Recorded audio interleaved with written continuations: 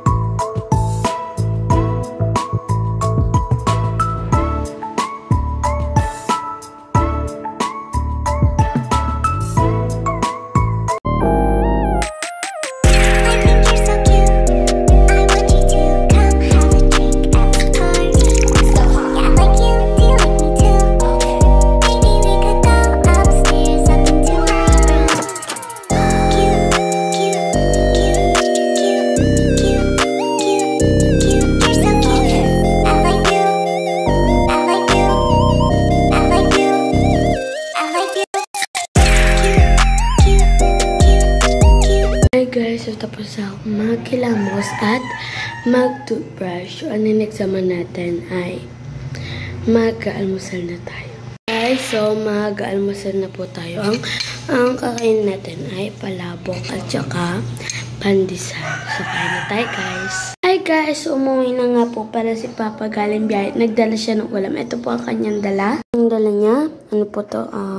Adobong manok. Ayan. Madami silang manok ngayon Ano to guys, lutong ulam. First time, madami silang manok.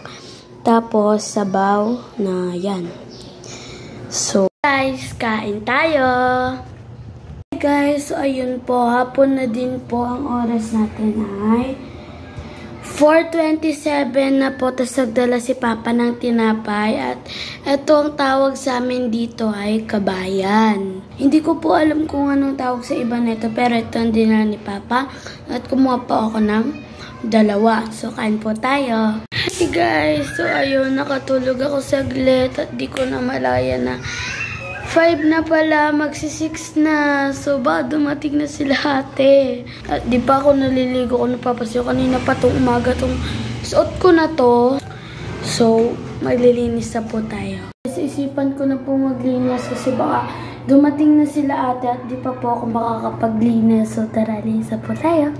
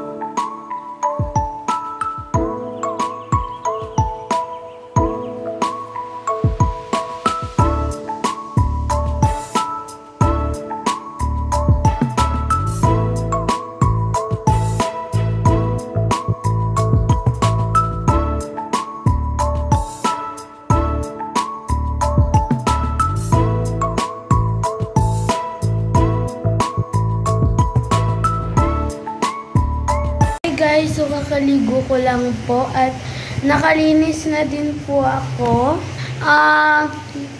Hindi ko po masyadong na-videohan, pero siguro ayos naman lahat ng na-video ko. Kasi napahinto ako sa paglilinis kasi ito, ayan, sobrang pula na ito kanina. Guys, kasi ganito yan. Naglilinis ako habang nag-video ako dito. Gumagawa ako ng clip. Tapos, bigla siyang parang, alam mo yung tenga mo, pag napasukan ng soap, alam ba parang napasukan siya ng bola ng shampoo. Pero di pa ako naliligo nun. Ganun siya. Tapos parang di ako makaninig. Kaya natakot na ako. Pinatay ko agad tong clip na to. Tapos tumawag ako sa pinsan ko. Sabi naman ni nanay, yung lola namin sa father side. Sabi ni nanay, maglagay daw ako dito ng ng tubig, tapos itaktak. Ginawa ko naman kasi ayun din sabi ni ate. So, tinaktak siya. Pero ayaw niya talaga, naglalaban siya hanggang sa nanghiram na ako ng pantutuli. Kasi meron kami pantutuli dito, dalawa siyang nawawala. So, wala rin naman daw. So, ang ginawa ko, dito lang ako, nakagaya lang ako. Tapos, iniisip ko kung anong gagawin ko. Kaya, nangyari, ayan, nawala na lang siya agad. Pag kasi, wag na lang pansinin kasi pag insekto daw, masakit. Kagaya yung sa ate ko, siguro mga ilang araw bago yung natanggal. Kalikot kasi siya ng kalikot, tapos parang may something. So, ayun, natanggal lang siya ng, hindi na siya sa ospital. Ospital. Para matanggal. Kasi parang yung iba yun hindi na siya makarinig. Ba't yung ganyan yung camera? Parang ganun nga. Tapos, ayun, natakot ako na baka mangyari sa akin yun. Kaya yan, wala na siya. Pero mamaya, papacheck ko pa din kay ate kasi baka mamaya may something nga na pumasok. Ganun. Pero sabi naman niya ate, kung insectanda, nasasaktan ko. Pero di naman siya insect or anything else. Siguro, langgam. Di ko kasi alam. Bigla talaga siyang gumaralgal. Na parang hindi ko maalam. So anyways, guys, saka ready yung mga gagamitin ko yun. Kasi, diba, hindi pa ako nakakapag-ayos ang haggard ko kanina. So, ayan. Tara, samahan niyo ako. Guys, so ito nga pala suot ko. Nakagantok. Tapos, ito yung, So, ayan nga. Kwento ko na ulit sa inyo. So, ganito kasi yan. Diba nga? Naglilinis ako. Ano ba ito pa ulit-ulit? Wait lang nga. Diba naglilinis ako dito. So, sabi ko, ano nga muna ako? Mag-CR muna ako. Galing ako sa CR. Tapos, pagkapatay ko ng clip, punta ako sa CR. Tapos, nung pagkapunta ko sa CR, paglabas ko, di ba nag-clip pa ako, kumuha pa ako ng video. Nandoon ako nun. Nung kumuha ako ng video. Nandoon ako banda na nung kumuha ako ng video. Ayan, andito yun. Kung nakikita nyo kanina, ulitin yung video na to. Makikita nyo, nung nadoon ako, diba, lumapit ako dito para patayin ko yung clip. Yun, diba? Hawak ako yung walis. Bumanon ako, papunta yung, para mapatay ko yung clip. Para, ayun nga. Tapos, parang, pagkapatay ko, dapat ilalagay ko yung camera doon sa hagdan. Para kumuha ulit ng clip kasi nga may wawalisan pa talaga ako dun sa kusina. Tapos, nung nandito ako, biglang gumaralgal siya, guys. Ayun yung nangyari. Pero, okay naman siya. Okay na siya. So, ayun, natakot ako. Kaya ginawa ko, nilagay ko ng tubig. Pero dapat daw dito, sabi ni nanay, baby oil. Alam niyo kami baby oil dito. Kaya, ayun. Ayan ang nangyari sa inyo. Anyways, guys, tuloy na natin. Takot lang ako kanina kasi kakaubo ka. Nangyari sa akin, nangyari sa ate ko. Ano? So, ayun. Tapos, ayun. Yun lang. Gusto kong ginaganito yung buhok ko kasi parang mas okay siya kaysa yung nakahati tapos nakadiretso. Yung ano ganun kasi parang hindi mo siya magaganon. Diba? So, ayun. So, ayun na. Mamaya na ulit. Okay, so ayun po. Kakatapos ko lang po. Ayan, kasi ang video natin ngayon is day in my life or daily vlog. Ganon. So, gato po talaga ako maglagay ng lip tint. Yan, ganyan siya. Pero maganda lang. Ay! So, ayun. Ganito lang ako lip tint. So, gusto ko parang may pula-pula yung ilong ko. Ganyan. So, ayun. Ang gagawin ko ay magpo-phone. Hintay ko lang si ate kasi nagpa-print siya. So, ayun, wala siya dito. Kasi nagpa-print siya. So, ayun. Hintay ko na siya ulit. Bye-bye, guys. In-update ko lang kayo. Bye! Hi, guys. So, nakakain na po kami. At ngayon, gagawin namin ay nanonood kami ng movie na Titanic. At dito kami matutulog ngayon sa baba. Nanonood namin, guys. Ay, labo. Ayan siya, guys. Titanic. And, dito kami higa. Dito ako, si mama, si si Papa. Si Mama nag-skincare muna siya at ayan. Ngayon, dito tayo, higa tayo. Dahil pwede natin siyang ilagay dyan. Diba? So, ayun guys. Mamaya na ulit pag nakahiga na kami. So, ayan. So, dito ko na po pinatapos ang video na to. So, thank you for watching. Bye!